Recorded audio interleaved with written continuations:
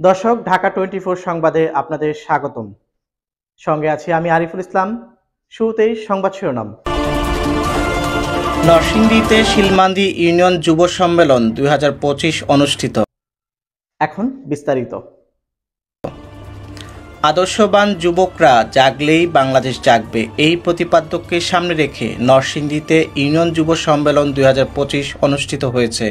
সাহেব প্রতাপ মোড়ে ইসলামী যুব আন্দোলন বাংলাদেশ শিলমান্দি ইউনিয়ন শাখার আয়োজনে এই সম্মেলন অনুষ্ঠিত হয়। এতে প্রধান অতিথির বক্তব্য রাখেন ইসলামী আন্দোলন বাংলাদেশ নরসিংদী জেলা শাখার সহ সাধারণ সম্পাদক হাফেজ মাওলানা মোহাম্মদ বদরুজ্জামান কলরব। ইসলামী যুব আন্দোলন বাংলাদেশ শিলমান্দি ইউনিয়ন শাখার সভাপতি মোহাম্মদ আলাউদ্দিন মিয়ার সভাপতিত্বে এই সম্মেলনে আরও বক্তব্য রাখেন ইসলামী যুব আন্দোলন বাংলাদেশ নরসিংদী জেলা শাখার দপ্তর সম্পাদক HM ওসমান ফারুক বিন হানিফ, নরসিংদী সদর থানা শাখার সভাপতি মোহাম্মদ জহিরুল ইসলাম ভূঁইয়া, ইসলামী যুব আন্দোলন বাংলাদেশ শিলমান্দি ইউনিয়ন শাখার প্রধান উপদেষ্টা আলহাজ বেলায়েত হোসেন সহ আরও অনেকে। এই সম্মেলনে ইসলামী যুব আন্দোলন বাংলাদেশ শিলমান্দি ইউনিয়ন শাখার পুরাতন কমিটি বিলুপ্ত করে মোহাম্মদ জামান মিয়াকে সভাপতি এবং মোহাম্মদ হারিস মিয়াকে সহসভাপতি ও ইয়াসিন হাফিজকে সাধারণ সম্পাদক করে নতুন কমিটি ঘোষণা করেন প্রধান অতিথি।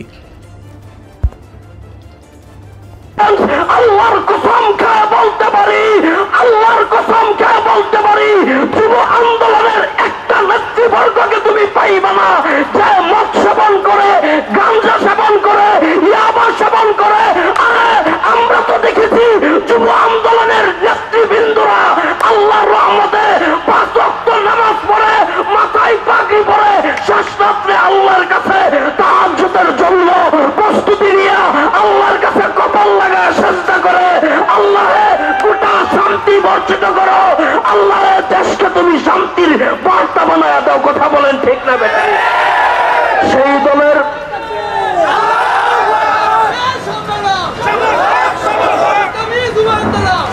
আমরা সেই দল করি না মুসলমান যেই দলের মাঝে চাঁদাবাজি আছে। আমরা সেই দল করি না যেই দলের মাঝে হিরণখোর আছে। আমরা সেই দল করি না যেই দলের মাঝে ইয়াবা আছে। আমরা সেই দল করি না যেই দলের মাঝে আল্লাহু আকবার বিভিন্ন কায়দায় মদ সেবন করা আছে। আমরা তো আল্লাহু আকবার দল করি ইসলামী আন্দোলন যেই দলের মাঝে আল্লাহ পাকের জিকির আছে। তেঁতুল গাছ রোপণ করে আঙ্গুরের আশা করতে পারেন না। বাংলার জমিনে যদি এই বাসা, এই ইচ্ছাকাঙ্ক্ষা থাকে যে চরমনার পীরের মাধ্যমে সারা বাংলার জমিনে পথহারা, মতহারা, দিশেহারা, পথভ্রষ্ট যুব সমাজ যদি আলোর পথে ইসলামের পথে আসতে পারে, রাজনৈতিক অঙ্গনে যুব সমাজ কেন বাংলার জমিনে ইসলামী হুকুমত বাস্তবায়ন করার জন্য চেষ্টা করতে পারবে না? প্রত্যেকটা দেশের যুব সমাজ এমন একটি শক্তি, তারা যদি অন্যায়ের পথে যায় অন্যায়কে প্রতিষ্ঠিত করে, যখন ন্যায়ের পথে হাঁটে তখন সমস্ত অন্যায়কে ধূলিসাৎ করে ওই রাস্তা, ওই এলাকা, ওই দেশকে সুপ্রতিষ্ঠিত করে ফেলে। কি কথা ঠিক না ভাই? ঠিক।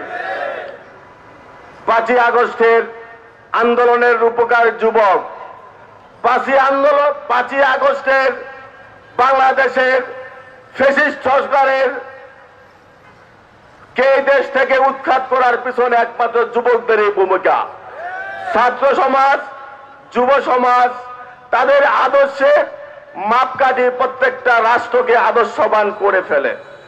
আজকের এই যুব সমাজের আয়োজনে, আজকে শিলমান্দি ইউনিয়ন কর্তৃক যে আয়োজন, এই আয়োজন এটার উদ্দেশ্য হচ্ছে ইসলামী আন্দোলন বাংলাদেশের পক্ষ থেকে যুবকদেরকে সামনে এগিয়ে আসতে হবে।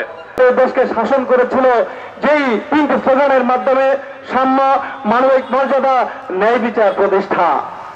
এই যে স্লোগানের মাধ্যমে আমাদের দেশটা শাসন হয়েছিল, যারা বাংলাদেশে বারবার শাসনের জন্য বাংলাদেশের জনগণের দায়িত্ব গ্রহণ করেছেন, তারা প্রত্যেকেরই শাসনের নামে বাংলাদেশকে শোষণ করেছে। কথা ঠিক কিনা বেঠে?